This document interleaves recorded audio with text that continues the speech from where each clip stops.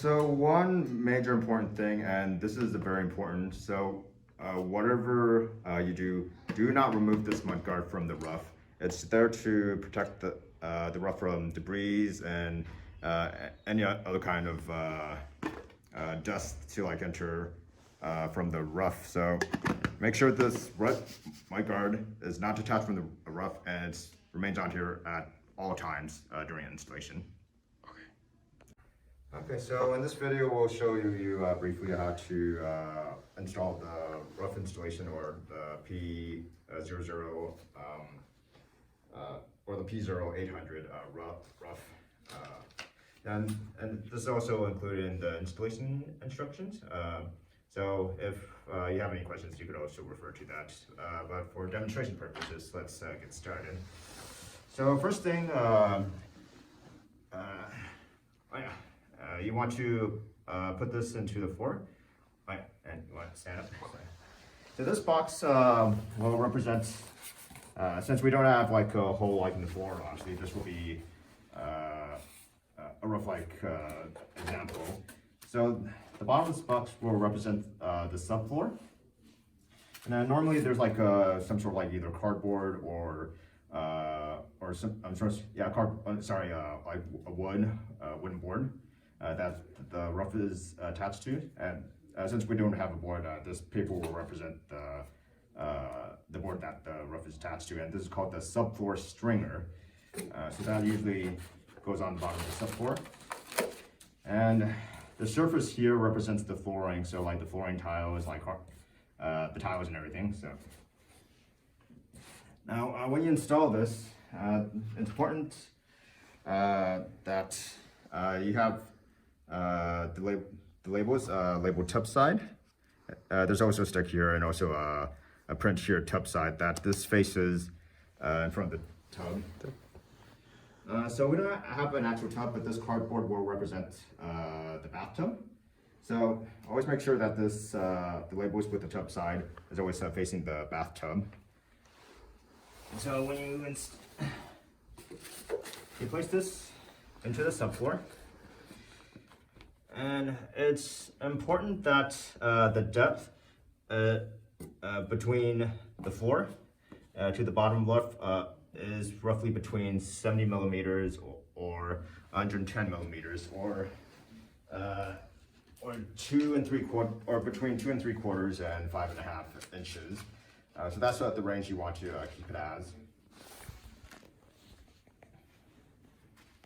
All right, so once you get the orientation down, you will want to make sure it's leveled.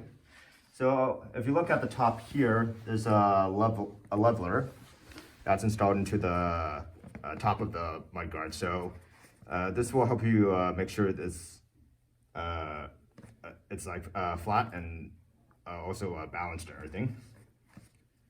So that way you don't it doesn't become crooked.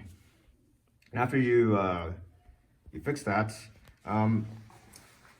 you want to attach the hot and cold pipes on the side of the rough, and the prints. There's also a sticker that lets you know which side is the hot pipe and which side is the cold pipe. And there's also a etching on the rough as well to show which side is hot. So this is the hot side, and this side is the cold side.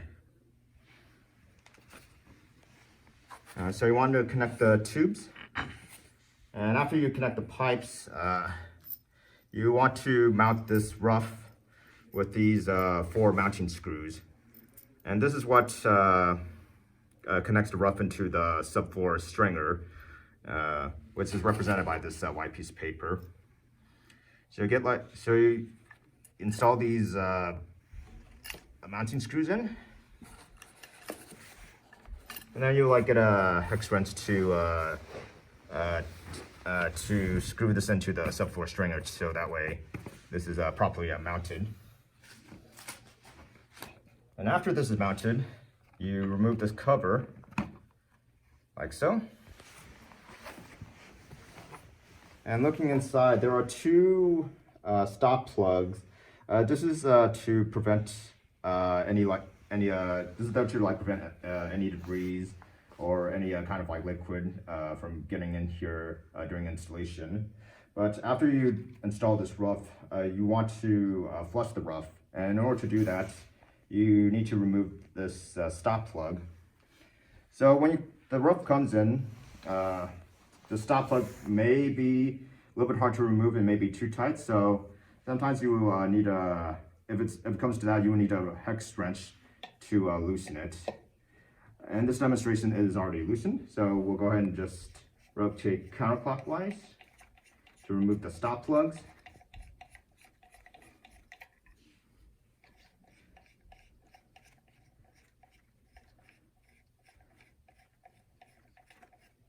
All right, stop plugs are removed.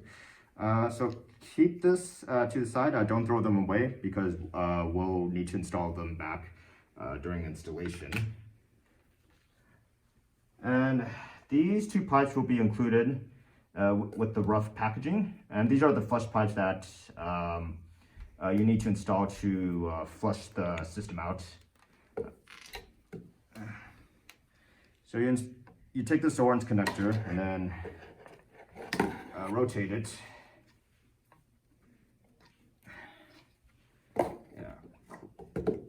Tighten.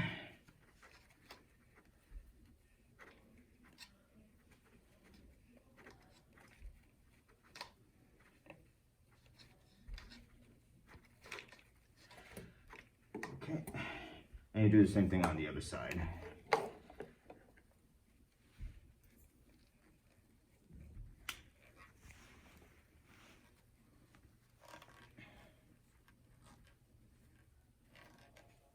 Alright, so after these pipes are connected, normally you would get a bucket, or in this case, and this demonstration purposes, like this trash can will represent the water bucket. So you put the other end of the tube into the bucket, and then turn on the water supply. So water will flow from the hot and then the cold, and then you'll be able to flush out the water to test it for water flow and also to test for any leaks. So, and then once everything's good, turn off the water supply and remove these tubes.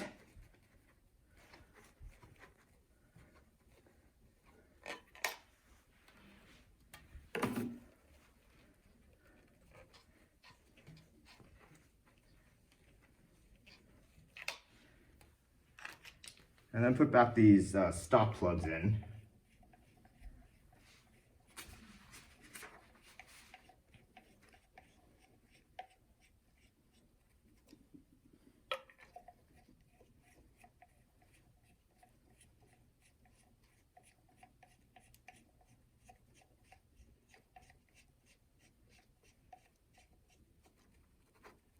All right. And then it's important that you put the cap back on. Because when you need to like finish the flooring, you want to protect this. You want to protect the roof from like getting any form of debris like cement, dust, or any kind of debris in here. Otherwise, they get clogged up. So it's important that this cover goes back on to protect the roof from that. So after you do the tiling and the flooring, you want to cut the excess. So you want to go like. So you want to cut like the excess mud guard of this. So depends on as stated in the installation instructions, you want to cut 10 millimeters above the floor, so that way you have like an extra bit of 10 millimeters of material of the mudguard left. So you want to get a saw to cut this horizontally while keeping roughly 10 millimeters of the mudguard material above the floor. Then afterwards, you seal the parameter or like the surrounding of this mudguard with a caulking gun to prevent from water seeping into it.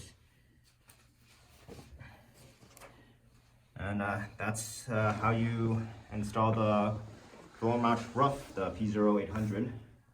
into the ground.